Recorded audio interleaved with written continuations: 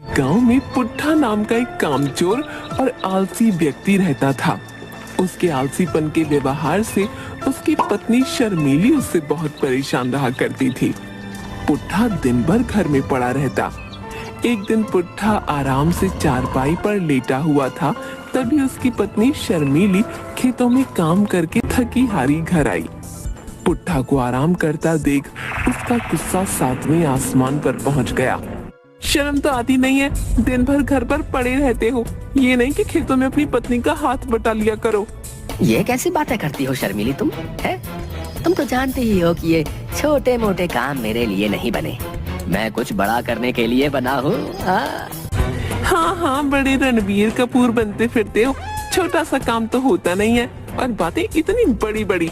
निठल्ले कहीं के, पूरे गांव में मेरी नाक कटा के रखी तुमने। जब मैं अमीर हो जाऊंगा ना, तब यही गांव वाले तुम्हें सेठानी सेठानी कहकर बुलाएंगे। हाँ, फिलहाल तो मुझे नौकरानी नौकरानी कहकर बुलाते हैं।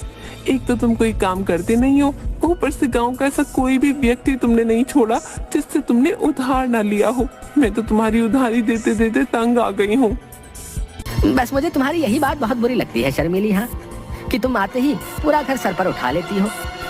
तो क्या करूँ, तुम ही बताओ ना, क्या करूँ मैं? मुश्किल से हमारे पास 2 बीघा जमीन है और 2 बैल हैं। खेतों पर मैं अकेली काम करती हूँ। जब मैं देखती हूँ खेतों में और व्यक्ति कितनी मेहनत से काम करते हैं और उनकी पत्नी उनका हाथ बटाती है, लेकिन यहाँ तो मामला उल्टा ही है। पत्नी काम करती है और पति दिन भर घर में पड़ा पड़ा सपने देखता रहता है। शर्मिली की बात सुनकर पुट्ठा बेशर्मी से हंसता हुआ बोला, अरे बस भी करो शर्मिली, मुझे बहुत तेजी से भूख लग रही है, जाओ जाकर जल्दी से खाना बना दो। हाँ। पुट्ठा की बात सुनकर शर्मिली ने आटे का खाली कनस्तर जमीन पर पटक दिया और चिल्लाकर बोली, खाने को बनाओ, घर में खाने को कुछ है क्या जो तुम्हारे लिए खाने को बनाऊं? 2 दिन से घर में राशन पानी का एक दाना नहीं है, लेकिन तुम्हें इसकी फिक्र है क्या? लेकिन परसों तो मैंने तुम्हारे पास देखे थे। और मोहन साइकिल वाले से तुमने पैसे उधार लिए थे, उसका ध्यान नहीं है? तुम्हें कल सारे पैसे मैंने उसे दे दिए। उसे पैसे देने की क्या जरूरत थी? मैं उसे थोड़ा और वक्त मांग लेता। घर आकर तुम्हें पीटने की धमकी दे रहा था और अब भला मैं तुम्हें घर पर पिटता हुआ भी देखूं? तुम्हें तो कोई शर्म है नहीं। तुम्हें क्या लगता है कि मुझ में भी कोई शर्म नहीं है? अगर तुमने जरा सी भी शर्म बची है तो जाओ जाके कुछ काम करो, ताकि शाम के वक्त हमारे घर पर चूल्हा जल जाए। शर्मिली की बात सुनकर पुट्ठा चुपचाप बाहर चला गया। वो एक पेड़ के नीचे बैठकर अपने आप से बातें करने लगा। अरे अब मेरी इस बेवकूफ पत्नी को कौन समझाए? इस गांव में भला मुझे कौन काम देगा? किसको टोपी पहनाऊं? हाँ, एक काम करता हूँ, गांव के जमींदार के पास जाकर कुछ पैसे उधार ले आता हूँ। ये कहकर पुट्ठा उठा ही था कि अचानक उसे कुछ याद आ गया। नहीं नहीं, जमींदार से तो पहले से ही पैसे लेकर आया हूँ, वो भी अभी तक नहीं दिए। उसके पास अगर पहुँच गया तो कहीं वो अपना पुराना तकादा न करने बैठ जाए, मेरे तो लेने के देने पड़ जाएंगे। क्या करूँ क्या करूँ? मेरी पत्नी ने कहा मुझे मुसीबत में फंसा दिया। तभी पुट्ठा ने देखा कि गांव का मुखिया अपने कुछ साथियों के साथ लाठी डंडे लेकर उसकी ही ओर बड़े गुस्से से चला रहा था। बहुत दिन हो गए पुट्ठा मुझे बेवकूफ बनाते बनाते। हाँ, आज मैं तुझसे अपने पैसे लेकर ही रहूंगा। मुझे थोड़ी मोहलत और दे दो मुखिया जी, मैं आपकी एक एक पाई पाई चुका दूंगा। हाँ। कहाँ से चुका देगा? कुछ काम काज तो तू करता है नहीं, धरती पर बोझ है, काम का ना काज का, दुश्मन अनाज का। पुट्ठा समझ गया कि आज तो उसकी मार खाने की पूरी नौबत है। मुझे एक आखिरी मौका और दे दो मुखिया जी, मैं वादा करता हूँ कि 1 महीने बाद मैं आपके पैसे लौटा दूंगा। किस किस की रकम चुकाएगा? तूने तो हर किसी से उधार ले रखा है, गांव में पता नहीं किस किस को बेवकूफ बनाया होगा। आज तो मैं पैसे लेकर ही जाऊंगा। हाँ, मुझे थोड़ी सी मोहलत और दे दीजिए। आज या तो अपने पैसे लेकर जाऊंगा या तो फिर तेरी चमड़ी उधेड़ कर जाऊंगा। हाँ, देखते क्या हो भाई, मारो इसे। मुखिया के साथ ही पुट्ठा को लाठी डंडों से मारने ही वाले थे कि तभी पुट्ठा की पत्नी भागती हुई मुखिया के पास आकर खड़ी होकर बोली, इन्हें छोड़ दीजिए मुखिया जी। तुम्हारा ही चेहरा देखकर अब तक मैं पुट्ठा को छोड़ता आ रहा। तुम्हारा पति धरती पर बोझ है, शर्मिली तुम घर जाओ, मैं संभाल लूंगा। अरे क्या खाक संभाल लोगे तुम? अगर मैं नहीं जानती तो तुम कुत्ते की तरह मार खा रहे होते। पुट्ठा शर्मिली को हाथ पकड़कर अलग ले जाकर आहिस्ता से बोली, तुम शायद मेरी बुद्धि को जानती नहीं हो। हाँ, मैंने इस मुखिया के जैसे कई लोगों को बेवकूफ बनाया। हाँ बनाया होगा, लेकिन मुझे नहीं लगता कि तुम आज इसे बेवकूफ बना पाओगे। आज तो तुम्हारी ठुकाई पक्की है। लगता है तुम्हें अपनी बुद्धि दिखाने का समय आ गया है। ये तुम दोनों पति पत्नी क्या खिचड़ी पका रहे हो भाई? कुछ नहीं मुखिया जी, मेरी पत्नी कह रही थी कि मुखिया जी बहुत अच्छे व्यक्ति हैं, आज इनका कर्जा चुका ही दो। तेरी पत्नी तुझसे ज्यादा समझदार है पुट्ठा। हाँ देखो मुखिया जी, पैसे तो मेरे पास है नहीं, लेकिन मेरे पास 2 मोटे मोटे बैल हैं। मैं आपको एक बैल दे देता हूँ, जब मेरे पास पैसे हो जाएंगे तो मैं आपको पैसे देकर अपने बैल वापस ले लूंगा। अब तूने बात पते की कही है पुट्ठा। मुखिया पुट्ठा का एक बैल ले गया।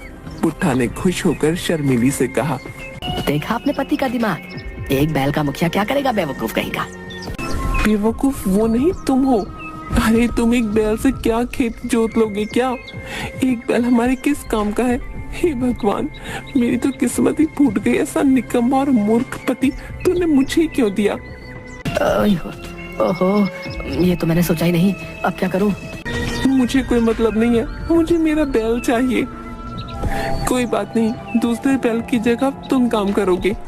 एक बैल से खेत नहीं चलता, और जब खेती नहीं हो पाएगी तो फसल नहीं हो पाएगी, और जब फसल ही नहीं होगी तो हम उसके पैसे कहाँ से चुकाएंगे? दे देकर बड़ी मुश्किल से कुछ पैसे जमा कर करके बीज लेकर आई थी। अब भला इन चीजों का मैं क्या करूंगी? पुट्ठा अपने खेत के एक पेड़ के नीचे बैठा हुआ अपने निठल्लेपन पर अफसोस कर रहा था कि तभी उसके कानों में एक आवाज टकराई। इस तरह उदास क्यों बैठा है? पुट्ठा ने जैसे ही सामने देखा तो एक साधु जिसके चेहरे पर तेज झलक था, उसके सामने उसे खड़े देखकर मुस्कुरा रहे थे। जाओ बाबा, अभी मेरा बात करने का मूड नहीं है, मैं वैसे ही बहुत ज्यादा परेशान हूँ। मैं जानता हूँ तेरी परेशानी क्या है। गांव का मुखिया तेरा एक बैल छीन कर जबरदस्ती ले गया, और तेरे ऊपर गांव की उधारी अलग से है। तेरी पत्नी तुझसे नाराज है, और तू यही सोच रहा है कि इन सारी मुसीबतों से छुटकारा कैसे पाया जाए। साधु की बात सुनकर पुट्ठा तुरंत उठ खड़ा हुआ और वो साधु के पैरों पर गिरकर बोला, आप तो बहुत पहुंचे हुए साधु लगते हैं, मेरी मदद कीजिए साधु महाराज। क्या आप चमत्कार कर सकते हैं? हर इंसान के अंदर चमत्कार छिपा होता है, बस उस इंसान को उस चमत्कार को देखने की और परखने की आवश्यकता होती है। बोल, क्या चाहिए तुझे? मेरा एक बैल जमींदार जबरदस्ती छीन कर ले गया है, मुझे मेरा बैल वापस दिलवा दीजिए ताकि मैं मेहनत करके अपने खेत जोत सकूं और अच्छी सी फसल उगाकर उसे बेचकर अपनी उधारी चुका सकूं। पुट्ठा की बात सुनकर साधु मुस्कुराता हुआ बोला, तू चाहता तो मुझसे धन दौलत, सोना चांदी भी मांग सकता था। इसका मतलब तेरा दिल अंदर से साफ सुथरा है, मगर तेरे ऊपर आलस हावी है। मेरी मदद कीजिए साधु महाराज। जो चला गया उस पर अफसोस करने से कोई फायदा नहीं है। मैं तुझे कोई दूसरा बैल नहीं दूंगा, बल्कि मैं अपनी शक्ति से तेरे शरीर में एक बैल के बराबर ताकत भर सकता हूँ, जिससे तू अकेले अपने खेत जोत सकता है। बोल, चाहता है ऐसा? साधु की बात सुनकर पुट्ठा बहुत गहरी सोच में डूब गया। अचानक उसके चेहरे पर दृढ़ निश्चय दिखाई देने लगा। ठीक है साधु महाराज, मैं तैयार हूँ। तो फिर अपनी आंखें बंद कर। पुट्ठा ने अपनी आंखें बंद कर ली। कुछ देर के बाद उसके कानों में साधु की आवाज गूंजी, तेरे अंदर एक बैल के बराबर शक्ति मैंने डाल दी है, अब तू खुद अपना खेत जोत सकता है। पुट्ठा ने आंखें खोली तो वहाँ पर कोई मौजूद नहीं था। सच कहता हूँ शर्मिली, वो सपना नहीं सच था। अगर ऐसी बात है तो फिर हमारे एक बैल का जोड़ीदार तुम बनोगे। देखती हूँ कितनी शक्ति डाली उस साधु ने तुम्हारे अंदर। अगले दिन एक बैल के साथ पुट्ठा भी अपने खेत जोतने लगा। पुट्ठा को अपने शरीर के अंदर असीम शक्ति का अनुभव हो रहा था। पुट्ठा के अंदर इतनी ताकत देख शर्मिली की आंखें विस्मय से फटी की फटी रह गईं। कुछ ही दिनों में सारे गांव में ये चर्चा फैल गई कि पुट्ठा के अंदर एक बैल के बराबर ताकत आ गई है। ये खबर उड़ते उड़ते मुखिया के कानों तक भी पहुंची। मुखिया अपने साथियों की ओर देखकर बोला, क्या ये सच है कि पुट्ठा के अंदर एक बैल के बराबर ताकत आ गई है? मुखिया का एक साथी बोला, मैं सच कह रहा हूँ मुखिया जी, मैंने अपनी आंखों से देखा, पुट्ठा एक बैल की जगह खुद काम कर रहा है। मेरी तो आंखें फटी की फटी रह गईं। अगर ऐसे ही हाल रहा तो फिर तो वो अपने खेत में बहुत अच्छी फसल उगा लेगा और मेरे पैसे लौटाकर अपना बैल वापस ले जाएगा। उसने मुझे बेवकूफ बनाया था। मैं सोच रहा था कि कुछ दिनों बाद उसका दूसरा बैल भी उठवा लूंगा। मेरी तो सारी की सारी योजना पर पानी फिर गया। अब क्या करेंगे आप? जाओ जाकर पुट्ठा का पीट पीट कर बुरा हाल कर दो। मुखिया की बात सुनकर मुखिया के सभी साथी सहम गए और सभी के माथे पर पसीना आ गया। मुखिया चिल्लाते हुए बोला, क्या हुआ तुम सब मुस्टंडों को? मैं तुम सबको रोज ताजा ताजा मट्ठा और दूध पिलाकर पालता हूँ, हैं? तुम पुट्ठे को मार नहीं सकते। मुखिया की बात पर एक साथी डरता हुआ बोला, मुखिया जी, पुट्ठा के अंदर एक बैल के बराबर शक्ति है।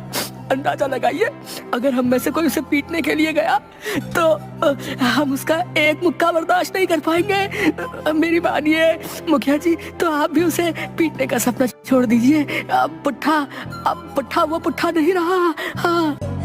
अपने साथी की बात सुनकर मुखिया चुपचाप हो गया। सच तो ये था कि मुखिया भी अंदर से घबरा चुका था।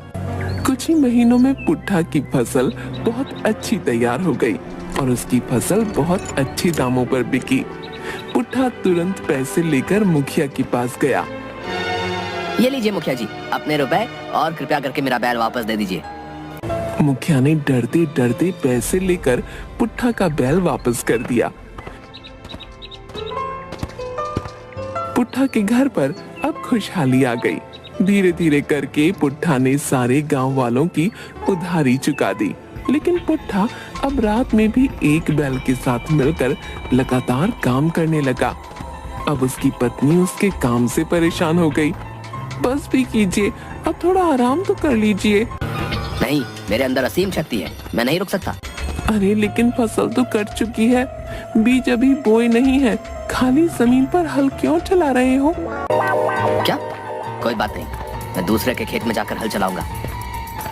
हे भगवान, ये तो अब रुक ही नहीं रहे, ऐसे तो इनकी हालत खराब हो जाएगी। शर्मीली एक दिन उसी पेड़ के नीचे उदास बैठी थी कि तभी वही साधु फिर से प्रकट हो गए। क्या हुआ बेटी, क्यों उदास बैठी हो? पुट्ठा की पत्नी हाथ जोड़कर उन साधु के सामने खड़ी हो गई। मेरे पति को एक चमत्कारी साधु ने एक बैल के बराबर शक्ति दी थी बाबा, मगर अब वो रुक ही नहीं रहे, लगातार काम कर रहे हैं। शर्मीली की बात सुनकर साधु हंसते हुए बोला, मैंने ही वो शक्ति दी थी। लगता है एक बैल की जगह 2 बैल की शक्ति दे दी उसे। कुछ कीजिए ना साधु महाराज, ऐसे तो मेरी हालत खराब होती जा रही है। मैं खाना बनाते बनाते तंग आ गई हूँ। वो पूरे 10 आदमियों का खाना एक वक्त में खा रहे हैं। जैसी तुम्हारी इच्छा बेटी। इतना बोलकर साधु ने एक चुटकी बजाई और वहाँ से गायब हो गए। लेकिन अब वो मेहनती बन चुका था। अरे थकावट सी हो रही है, थोड़ा आराम किया जाए। ए शर्मीली, सुन जरा, पानी ला इधर। पेड़ के नीचे बैठकर शर्मीली ने पुट्ठा को पानी पिलाया। अब आप कैसा महसूस कर रहे हो? अब तो हर साल अच्छी फसल उगानी है। चलो अभी घर चलकर आराम किया जाए पहले। हाँ।